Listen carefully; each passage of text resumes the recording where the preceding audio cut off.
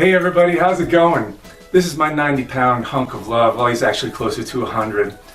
And that's what we're going to talk about today, is puppies who are overweight.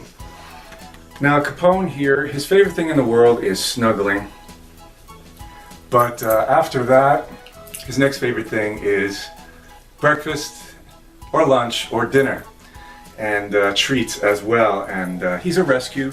So when we got him, he was like 40 pounds. He was way underfed. Since he's a couch potato and doesn't get a whole lot of exercise, he gained weight rapidly to the point where he was over 100 pounds.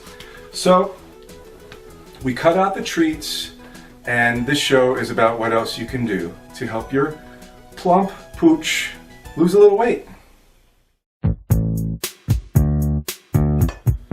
So the idea is, if you feed your dog more than one meal a day, we give him breakfast, lunch, and dinner. Then sub out one of the meals, preferably lunch, because if you do it at nighttime, then he might get hungry in the middle of the night because the veggie lunch didn't satisfy him that well. Here, here's Greedy. Say hello. There's Capone. Good boy. What I do with my green beans usually is I will save about a third of them, not put them in the rest of the vegetables, and then when I feed the dog, I put in some raw green beans to help give them that nice full feeling for a good long while. Plus they're crunchy. So I have a few rules of thumb regarding feeding your pets vegetable lunches like this one. First and foremost, you got to know what the dog can and cannot have. By and large, the top 5 or 6 would be potato skins, onions, garlic, grapes, macadamia nuts, and chocolate and alcohol. All of those are very, very bad for your dog. So you want to go online and learn about what they can and cannot have. Everything I'm putting in here today is safe for dogs. And I got a list over here that you can check out as far as what's good and bad. So that's the first rule. The second rule I have is, if you wouldn't eat it, don't give it to your dog. You might as well just give them a can of Alpo in that case. If the food's not fresh, if it's going bad, don't give it to your dog. Number 3, you gotta peel everything. Carrots, potatoes especially. If you're going to throw zucchini in there, you got to peel it and you got to seed it.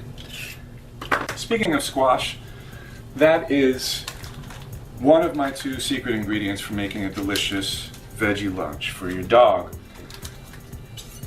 Get these little cheap boxes of cooked squash, and I use it as sort of a base for this lunch. And I just plop it right in here. And what happens is it really just becomes a liquid that makes the lunch delicious. My next and final rule for the doggy lunch, I think it's my final rule. It's not even really a rule, it's just what I do. You put everything into bite-sized pieces. So my carrots, they go in bite-sized pieces. And I'm just going to put them right in the pot with the squash while it melts. Got it on about medium-high. Green beans. Today I'm throwing them all in. I got a little baby bok choy here. I'm just adding that in today because I'm missing some of my other normal ingredients that I usually put in here. Again, bite-sized pieces. And then the greens, you're going to dice just a little better.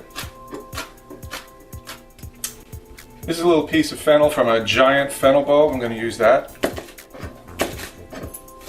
I'm only going to use some of that chunk of fennel because I don't want it to overwhelm the flavor of his lunch. Everybody's favorite vegetable to peel, sweet potatoes. I have a couple of peelers that can't even handle the task. This is my good peeler. My other secret ingredient is unsalted chicken broth. And I use about anywhere from usually around a cup, maybe a little less. If you can make this in the slow cooker, it takes about 3 hours, and then you only have to use about half a cup of broth. Back to the potatoes.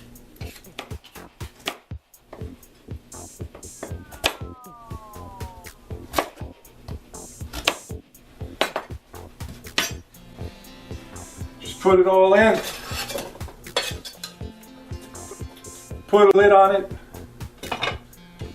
That's about all there is to it. You just keep an eye on it, make sure it doesn't burn or stick on the bottom. Stir it once in a while if you want.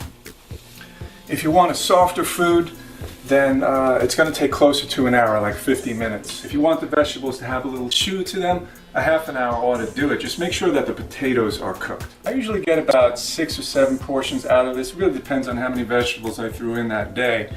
But what I do is I save 2 or 3 portions and leave it in the fridge.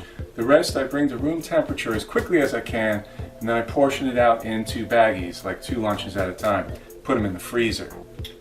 Correcting your dog's diet and giving him proper amounts of exercise and playtime will definitely help him or her lose the weight you're looking for. I hope you had a good time, and thank you for watching. Let's catch you all next time.